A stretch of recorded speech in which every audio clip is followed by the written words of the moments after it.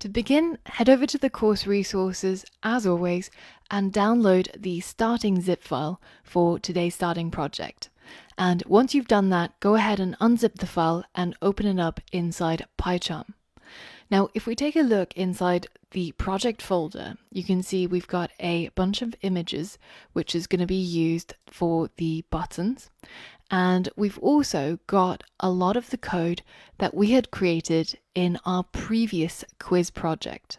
It may seem like it was a long time ago, but back in day 17, we learned about creating classes, and the project that we built to do that was a text-based quiz.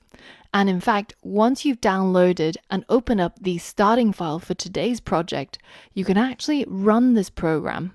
So open up main.py and run it, then you can see the original format of the quiz application in action inside the console. We can type true or false, and it will give us some feedback, whether if we got it right or whether if we got it wrong, and also our current score. Now, this was great on day 17, but now that we know all about creating graphical user interfaces using Tkinter, as well as a whole bunch of things that we learned about APIs just now, we're going to upgrade this quiz app to the next level. The first thing we want to upgrade is, at the moment, these questions are hard-coded.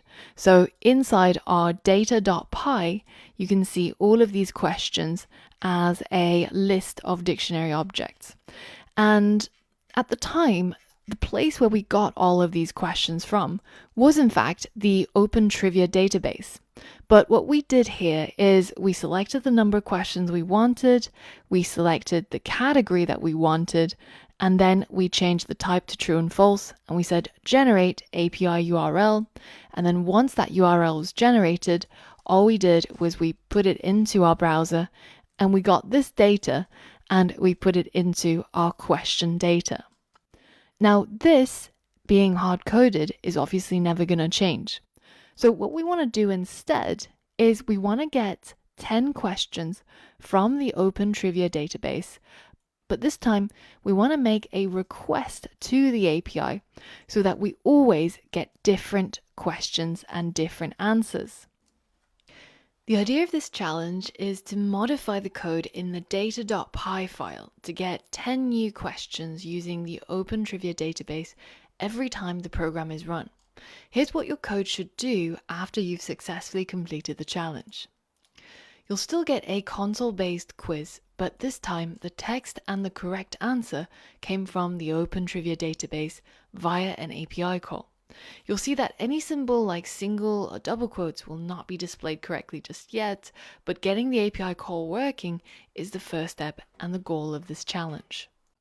So what I want you to do is to set the number of questions to 10 and leave the category as blank, leave the difficulty as blank, but make sure that the type is set to true false, and then generate this API URL.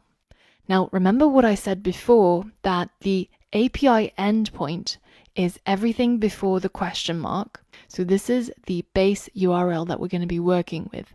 And then after the question mark, we've got our different parameters. So we've got a parameter called amount, which is set to 10. And we've got another parameter called type, which is set to the word Boolean. So you're going to have to think back to what you learned in yesterday's lessons and use the requests module to make a request to this API and passing in the required parameters. And then once you've generated the data from that API, then I want you to make sure that you reach into the data that you get back and grab the data that is in this format. And we're going to replace this question data with the actual questions that we get from the Open Trivia Database API. When we make the request to the API in our browser, we get back something that looks like this. So we have a 2-item dictionary. One is the response code and one is the results.